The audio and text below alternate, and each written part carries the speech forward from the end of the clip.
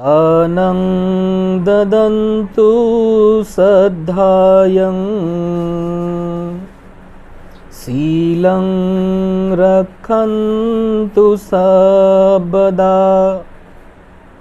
भावनाभिरता हुन्तु गच्छन्तु देवता गता। तथागत सम्यक संबुद्ध तथागतांचा सद्धम्म पूजनीय भिक्खू संघ या तीन रत्नांना प्रथमतः त्रिवार अभिवादन करतो। बोधिसत्व डॉक्टर बाबासाहेब आंबेडकर यांच्या समग्र धम्म क्रांतीमध्ये जीवनाच्या शेवटच्या श्वासापर्यंत समर्पित राहून आजच्या या मंगलमय प्रसंगी आपल्या या निवासस्थानी संपन्न होत असलेल्या धम्मसंस्काराच्या निमित्ताने या ठिकाणी उपस्थित पूजनीय भिक्खू संघ, पूजनीय भदंत करुणानंदजी थेरो, पूजनीय भदंत धम्मबोधीजी थेरो, पूजनीय आर्याजी आणि आपण सर्व धम्म उपासक उपासिका, लहान बालक आणि बालिकांनो, आज बौद्ध धम्म संस्कारातील एक महत्त्वपूर्ण पुण्यानुमोदन धम्म संस्कार संपन्न करण्यासाठी आज आपण या ठिकाणी स्थानापन्न आहोत। पाटील बाबांचा प्रथम पुण्यस्मरण दिन या ठिकाणी आपण बौद्ध धम्माच्या संस्कार विधीला अनुसरून संपन्न करीत आहोत। तेव्हा सर्वप्रथम मी आपल्या सर्वांप्रती मंगलकामना अर्पण करतो। विशेष करून पाटील परिवार बाबांच्या पश्चात त्यांचा जोही परिवार आहे त्या संपूर्ण सदस्यांप्रती मी मंगलकामना अर्पण करतो। आणि धम्मदेशनेच्या मुख्य विषयाला सुरुवात करण्यापूर्वी आपल्या सर्वांप्रती मी मंगलकामना, मंगल आशीष भावना अर्पण करतो। उपस्थितांनो, आज या धम्म संस्काराला संपन्न करीत असताना आपल्या सर्वांमध्ये आम्हाला मुख्यतः 3 गुणांचं दर्शन घडलं,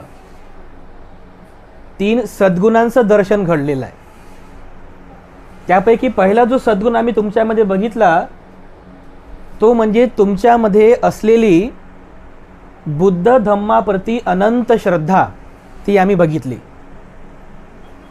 दुसरा एक गुण आम्ही तुमच्यामध्ये बघितला की तुम्ही सर्व दानशूर आहात, तुमच्यामध्ये दान हा सुद्धा गुण आम्ही बघितलेला आहे। आणि नक्कीच जे लोक बुद्ध धम्मावर श्रद्धा ठेवणारे आहेत, सदैव दान कर्म करणारे आहेत, ती लोक नेहमी सदाचारी असतात, शीलवान असतात। त्यामुळे तुम्ही नक्कीच शीलवानच आहात, सदाचारी आहात, हा सुद्धा एक महत्त्वपूर्ण तिसरा गुण तुमच्यामध्ये आम्हाला पाहायला मिळालेला आहे। हे तीनही गुण माणसाचा विकास करतात। कोणते कोणते? श्रद्धा, दान आणि शील। सुरुवातीला मी जी गाथा म्हटली त्या गाथेमध्ये पण या तीनही गुणांचं वर्णन केलेलं आहे। दानं ददन्तु सद्धायं शीलं रक्षन्तु सर्वदा भावनाभिरता हुन्तु गच्छन्तु देवता गता। गच्छन्तु म्हणजे जाणे, गच्छन्तु देवता गता, तो देवता गतीला जातो। तुम्ही म्हणाला देवता गतीला जाणे म्हणजे काय? देवता कोण आहे?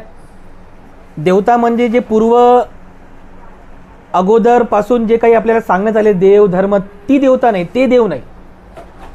बुद्ध तत्वज्ञानामध्ये देवता अशा व्यक्तीला म्हणतात की जो व्यक्ती सुमार्गावर प्रतिष्ठित आहे, असा मार्गावर प्रतिष्ठित आहे की जो जिवंतपणी पण सुमार्गावर आहे आणि मृत्यूच्या नंतरही त्याला सुगती प्राप्त होईल, दुर्गती जो कधी जाणार नाही। असा सदाचारी जो व्यक्ती आहे, गुणवान व्यक्ती, सदाचारी व्यक्ती, कुशल कर्म करणारा व्यक्ती, अशा व्यक्तीला बुद्ध तत्वज्ञानामध्ये देवता असं म्हटलेलं आहे। तर गच्छन्तु देवता गता, तो व्यक्ती देवता गतीला प्राप्त होतो। कोणता व्यक्ती देवता गतीला प्राप्त होतो? तर भगवान बुद्ध त्या गाथेमध्ये स्पष्ट करतात की देवता गतीला जर तुम्हाला प्राप्त व्हायचं असेल, म्हणजे तुम्हाला जिवंतपणे जर सुगती प्राप्त करून घ्यायची असेल आणि तुम्हाला जर असं वाटत असेल की मृत्यूच्या नंतरही मला सुगती प्राप्त व्हावी, मी दुर्गतीला जाऊ नये, तर तुमच्यामध्ये हे गुण विकसित होणं अत्यंत महत्त्वाचे आहेत. कोणते कोणते गुण?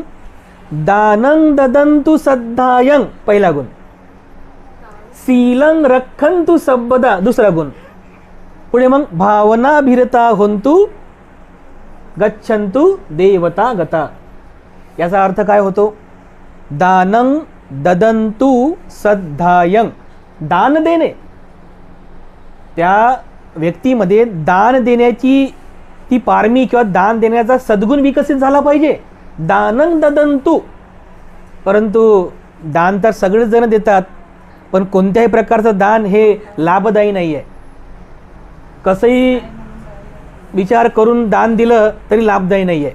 त्या दानाचा लाभ तेव्हाच होतो जेव्हा तो व्यक्ती ते दान मनामध्ये भीती ठेवून देत नाही, मनामध्ये कोणत्या प्रकारचा लोभ ठेवून लोभ म्हणजे काय की मी जर हे दिलं तर मला असं मिळेल, मैं ऐसा दूंगा तो मुझे ये मिलेगा, असे काही लोभ किंवा मनामध्ये भीती आहे की नाही, अशा प्रकारचं कोणताही भाव न ठेवता दानं ददंतु, पण कसं? सद्धायं, श्रद्धापूर्वक दान देणे. दान तर द्यायचं पण कसं? दानं ददंतु सद्धायं. जो व्यक्ती श्रद्धापूर्वक दान देतो हा त्याच्यातला पहिला गुण आहे. म्हणजे दान देणे पण कसं? श्रद्धापूर्वक दान देणे. म्हणजे तुम्हाला तुमच्यामध्ये दान देण्याचा गुण विकसित करायचा आहे. पण दान कसं द्यावं? लगेच दुसरा गुण सांगतो तुम्हाला, काय? श्रद्धापूर्वक दान द्या. मनामध्ये भीती ठेवून जर दान केलं तर त्या दानाचा लाभ होत नाही. मनामध्ये लोभ ठेवून जर दान दिलं त्याचाही लाभ होत नाही. किंवा मनामध्ये एखादा असा अकुशल विचार आहे, चिंताग्रस्तता आहे किंवा इतर काही अकुशल संस्कार आहेत, अशा विचारामध्ये अशा सिच्युएशनमध्ये जर दान दिलं त्याचाही लाभ होत नाही. जर तुमच्या मनात दान देणाऱ्या त्या स्थळांविषयी जर तुमच्या मनात श्रद्धाभाव असेल तर त्या श्रद्धा भावनेनं दिलेलं जे दान आहे ते नक्कीच तुमच्यासाठी लाभकारी ठरत असते. म्हणून श्रद्धा महत्त्वाची आहे. दान देणारे भरपूर लोक आहेत. गरीब पण दान देतो, मिडल क्लास पण दान देतो, आणि जो हाय क्लास आहे, हाय प्रोफाईल, तो पण दान देतो. दान सगळेच देतात. आम्ही पण दान देतो, तुम्ही पण दान देता. पण दान देणाऱ्यामध्ये जी स्पेशल कॅटेगरी आहे लाभदायी ते म्हणजे श्रद्धापूर्वक. तर या ठिकाणी श्रद्धा किती महत्त्वाची आहे हे तुमच्या लक्षात येईल. दान तर द्यावं पण श्रद्धा किती महत्त्वाची आहे बघा. श्रद्धेचं एक उदाहरण सांगू. श्रद्धा कशी असावी? अतूट श्रद्धा कशी असावी? जेव्हा भगवान बुद्ध बोधिवृक्षाखाली बसलेले आहेत निरंजन नदीच्या काठी बुद्धत्व प्राप्त करून घेण्यासाठी, तर त्यांच्या चित्तामध्ये अनंत मारसेना उत्पन्न झाली. मारसेना कशाला म्हणतात? ज्याप्रमाणे एक राजा आपल्या बलाढ्य सेनासह आक्रमण करतो हरवण्यासाठी, दुसऱ्यांना स्वतःला जिंकण्यासाठी, तसं भगवान बुद्ध जेव्हा ध्यानाला बसले होते तर बुद्धत्व प्राप्त करीत असताना तत्पूर्वी त्यांच्या चित्तामध्ये राग, द्वेष, काम, क्रोध, मोह, माया, वासना, अहंकार, गर्व, दुर्भावना ह्या सगळ्या विकारांची मारसेना उत्पन्न झाली. एक मारसेना उत्पन्न झाली. कशासाठी? की बुद्धत्व प्राप्त करू द्यायचं नाही, सिद्धार्थाला हरवायचं, त्याची तपश्चर्या भंग करायची, अशी बलाढ्य मारसेना उत्पन्न झाली. आणि ती मारसेना भगवान बुद्धांना काय म्हणते की मी मारसेना आहे आणि मी तुम्हाला तुमच्या उद्देशामध्ये म्हणजे बुद्धत्व प्राप्ती होण्याच्या उद्देशामध्ये सफल होऊ देणार नाही. ती मारसेना आली होती भगवान बुद्धांना कमजोर करण्यासाठी, भगवान बुद्धांना त्या ध्यान अवस्थेतून बाधित करण्यासाठी. तर जेव्हा भगवान बुद्ध त्या मारसेनेकडे पाहतात आणि मारसेनेकडे पाहून तिला जाणतात, तिचा गुण जाणतात आणि आपल्या चित्तामधून उत्पन्न झालेल्या त्या भावनेतून त्या मारसेना म्हणतात की हे मारसेना, मी तुला ओळखलेलं आहे. मागच्या अनेक जन्मापासून तूच मला या जन्म मृत्यूच्या फेऱ्यामध्ये आतापर्यंत ताणत आलेली आहे, परंतु तू मला आता कमजोर करू शकत नाही, तू मला बाधित करू शकत नाही, कारण माझ्यामध्ये बुद्धत्वाबद्दल श्रद्धा आहे. काय म्हणतात की माझ्यामध्ये बुद्धत्वाबद्दल श्रद्धा आहे, म्हणून हा श्रद्धा बल माझ्याकडे आहे. आणि जोपर्यंत माझ्याकडे श्रद्धा बल आहे तोपर्यंत हे मारसेना तू मला पराजित करू शकत नाहीस, तू मला हरवू शकत नाहीस. ती मारसेना पाहते, अरे बुद्धाच्या भगवान बुद्धाच्या मनात, त्यांच्या मनामध्ये बुद्धत्वाबद्दल जी श्रद्धा आहे, अतूट श्रद्धा, पक्की श्रद्धा, ही जी श्रद्धा बल आहे, हे श्रद्धा बल त्या मारसेनेच्या पण बलापेक्षा मोठं बल असते. ती मारसेना तिथेच पराभूत होते. मारसेना पराभूत झाली आणि बुद्धाच्या बुद्धत्वावरच्या श्रद्धा बलाने भगवान बुद्ध बुद्धत्वाला प्राप्त करतात. असं असते श्रद्धा बल. एवढी अतूट श्रद्धा होती भगवान बुद्धांची बुद्धत्वावर. अशी श्रद्धा आपल्या सर्वांची असली पाहिजे. म्हणजे तुम्हाला हे पटलं पाहिजे, तुम्हाला हे विश्वास असला पाहिजे की जो बुद्धाचा मार्ग आहे तोच मार्ग माझा कल्याणाचा मार्ग आहे. एकमेव मार्ग आहे की तो मला दुःखमुक्तीकडे घेऊन जाणार आहे. अशी श्रद्धा तुमची बुद्धांवरती असावी. बुद्धाने उपदेशिलेल्या धम्मावर तुमची श्रद्धा असावी. आणि जो पूजनीय भिक्खू संघ आहे, बुद्धत्वाचा म्हणजे भगवान बुद्धाने स्थापन केलेला श्रावक संघ, हा भिक्खू संघ, या भिक्खू संघावर तुमची श्रद्धा असावी.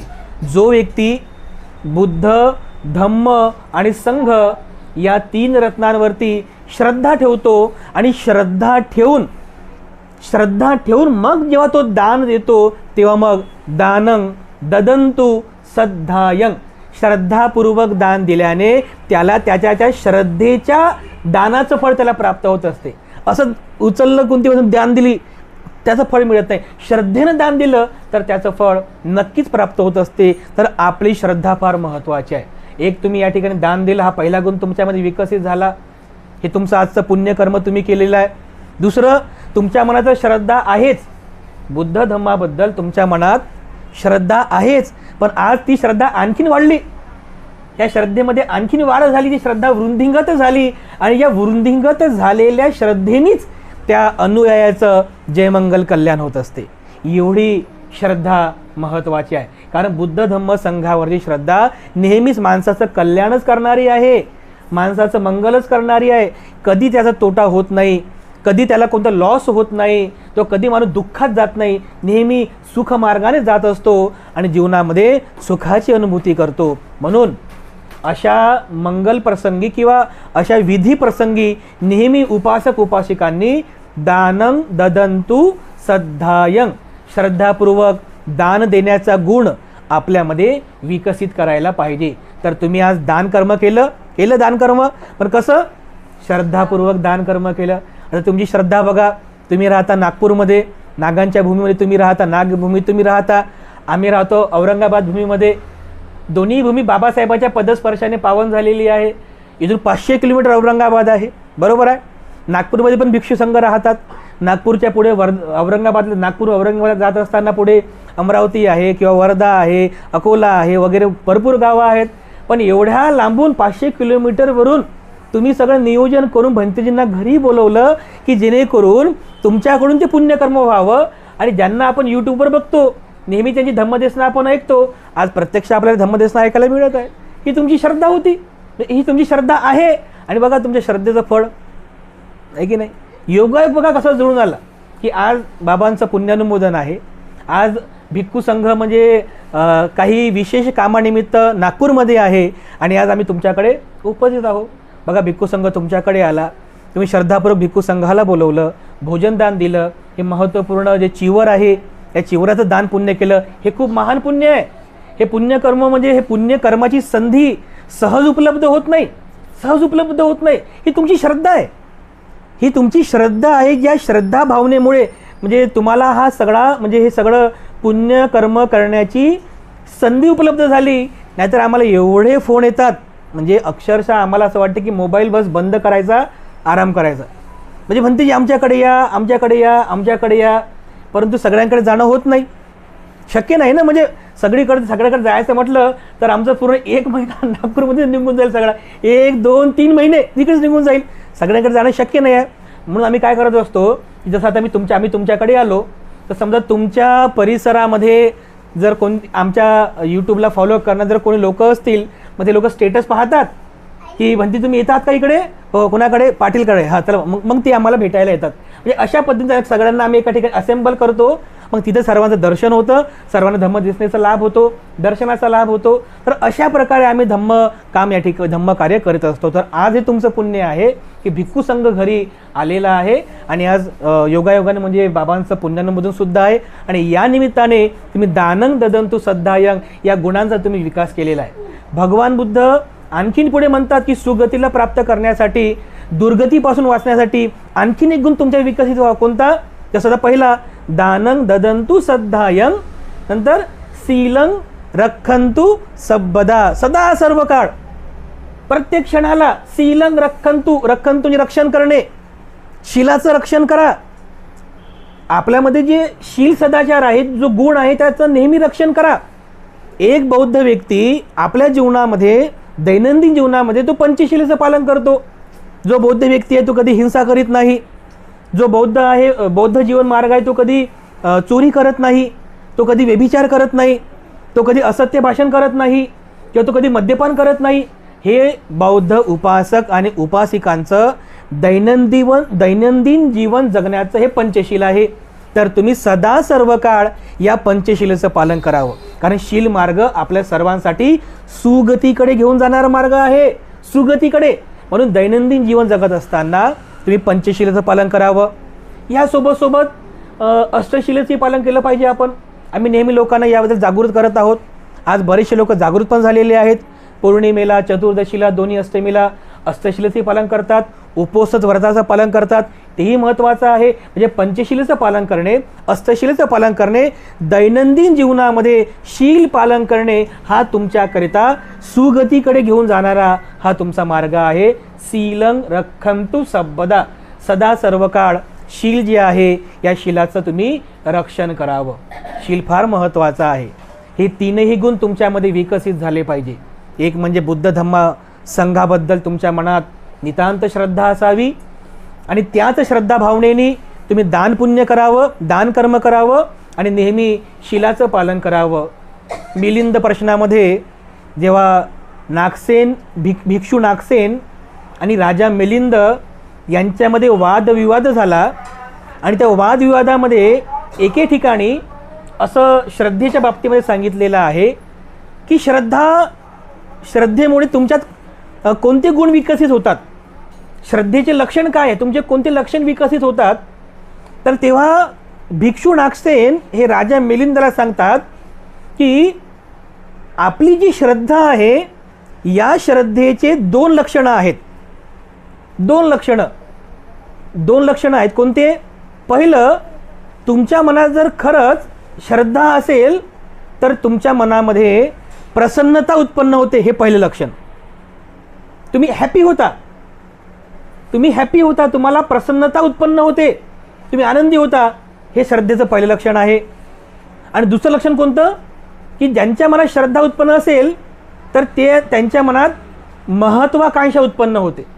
महत्त्वाकांक्षा, काहीतरी करण्याची, काहीतरी बनण्याची एक महत्त्वाकांक्षा उत्पन्न होते. हे श्रद्धेचे दोन लक्षणं भिक्षू नागसेनांनी मिलिंद प्रश्न या ग्रंथात सांगितलेले आहेत. तर बघा, श्रद्धा तुमच्या मनामध्ये आहे, तुमच्या मनात श्रद्धा आहे, तर श्रद्धा होती म्हणून तुम्ही प्रसन्न आहात. भिक्खू संघ घरी आला, प्रसन्नता उत्पन्न झाली तुमच्या मनात. नाराज आहात का तुम्ही? प्रसन्नता आहे ना. कदाचित जेव्हा तुम्हाला समजलं असेल की भंतेजी आपल्याकडे येत आहेत तेव्हापासूनच तुमच्या मनात प्रसन्नता उत्पन्न झाली असेल ना. कधी येतो तो दिवस, कधी 11 वाजतात आणि कधी भंतेजी आमच्याकडे येतात, ही प्रसन्नता आहे. कारण तुमची संघावर श्रद्धा आहे. म्हणून संघ नेहमी आमच्या वस्तीमध्ये यावा, संघ नेहमी आमच्या विहारामध्ये यावा, संघ नेहमी आमच्या घरी यावा आणि संघाला आम्ही दान कर्म करावं, ही संधी आम्हाला उपलब्ध व्हावी, अशी नेहमी महत्त्वाकांक्षा तुमच्या मनामध्ये उत्पन्न असते. ही महत्त्वाकांक्षा आहे. तुमच्या मनात नेहमी ही जी महत्त्वाकांक्षा उत्पन्न झाली, कारण हे श्रद्धेचं लक्षण आहे. म्हणजे एकतर प्रसन्नता उत्पन्न होणे हे श्रद्धेचं लक्षण आहे. तुम्ही प्रसन्न झालात आणि महत्त्वाकांक्षा उत्पन्न झाली की अशी संधी पुन्हा आम्हाला प्राप्त व्हावी, दान कर्म करण्याची संधी पुन्हा प्राप्त व्हावी, ही महत्त्वाकांक्षा. आणि मी सुद्धा संघ गुणांप्रमाणे त्या मार्गावर चालण्याचा प्रयत्न करेल, मी सुद्धा शीलवान बनण्याचा प्रयत्न करेल, मी सुद्धा दुःखमुक्तीच्या मार्गाने जाण्याचा प्रयत्न करेल, ही महत्त्वाकांक्षा आहे. हे श्रद्धेचे दोन लक्षणं आहेत. ज्याप्रमाणे एक कथा सांगितलेली आहे की प्रवास करीत असताना एक राजा आणि त्याचा सेवक प्रवास करीत असताना राजाला तहान लागली. तो राजा आपल्या सेवकाला सांगतो की जा माझ्याकरिता पाणी घेऊन ये, पिण्यासाठी पाणी घेऊन ये. बाजूला एक छोटासा ओढा असतो पाण्याचा, एक ओढा असतो, करंट असतो नदीचा. तर तो पाहतो, तो सेवक जातो, पण ते पाणी थोडं गढूळ असते ते पाणी. तो राजाला म्हणतो की राजा पाणी तर आहे, परंतु ते पाणी पिण्यासारखं नाही आहे, ते पाणी गढूळ आहे. राजा म्हणतो ठीक आहे, तरी पण पाणी घेऊन ये. तो एका पत्रामध्ये ते पाणी घेतो, राजाकडे आणतो आणि राजाकडे तुरटी असते, तुरटी आपण पाण्यामध्ये फिरवतो ना. तो राजा त्या गढूळ पाण्यामध्ये ती तुरटी अशी फिरवतो आणि थोडा वेळ स्थिर ठेवतो पाण्याला. त्यामुळे काय होते की ते पाण्यामध्ये असणारा जो गाळ आहे, कचरा, तो सगळा बुडाला जाऊन बसतो आणि वरचं जे पाणी आहे ते एकदम स्वच्छ होते आणि मग ते पाणी तो राजा पितो. अगदी ह्याप्रमाणेच ज्याप्रमाणे गढूळ पाण्यामध्ये तुरटी फिरवल्याने ती सगळं घाण बुडाशी जाऊन पाणी स्वच्छ होते, पिण्यालायकीचं होते, तर श्रद्धासुद्धा ह्या तुरटीप्रमाणे काम करत असते. श्रद्धासुद्धा तुरटीप्रमाणे काम करते. जसं आपलं चित्त म्हणजे पाणी, आपलं चित्त म्हणजे पाणी आहे आणि त्या पाणीरूपी त्या चित्तामध्ये जे काही रागाचा, द्वेषाचा, क्रोधाचा, मोहाचा जो मळ, घाण जी मिक्स झालेली आहे, तुम्ही जर त्याच्यामध्ये एक थोडी जर श्रद्धेची तुरटी फिरवली, श्रद्धेची जर तुरटी फिरवली, तर या मनातील ते सगळ्या प्रकारचे जे काही घाण आहे, विकार आहेत, अकुशल संस्कार आहे, ते सगळे असं हळूच बरोबर जाऊन बसून जातात. एकदम ते निस्तेज होतात, शांत होतात. तुमचं मन शुद्ध होते, तुमचं मन निष्कलंकित होते, म्हणजे तुमचं मन स्वच्छ होते. तर श्रद्धा अशा प्रकारे तुरटीसारखं तुमच्या जीवनामध्ये काम करत असते. तर तुम्हीसुद्धा जेव्हा श्रद्धापूर्वक दान करता, श्रद्धापूर्वक शील पालन करता, तर या सगळ्या पुण्यकर्मामुळे तुमच्या जीवनामध्ये तुम्हाला सुख प्राप्त होते. कारण तुम्ही तुमचा राग, तुमचा द्वेष, तुमचा क्रोध, सगळे जे काही दुष्ट विचार आहेत ते दुष्ट विचार शांत झाले, चित्त स्वच्छ झालं, शुद्ध झालं. चित्त जर शुद्ध झालं तर शुद्ध चित्त आपल्याला सुखच देईल ना, आपल्याला शांतीच देईल, आपल्याला समाधानच देईल. तर हे पुण्य आहे. तेव्हा आपल्या म्हणजे बौद्ध संस्कृतीची ही परंपरा आहे.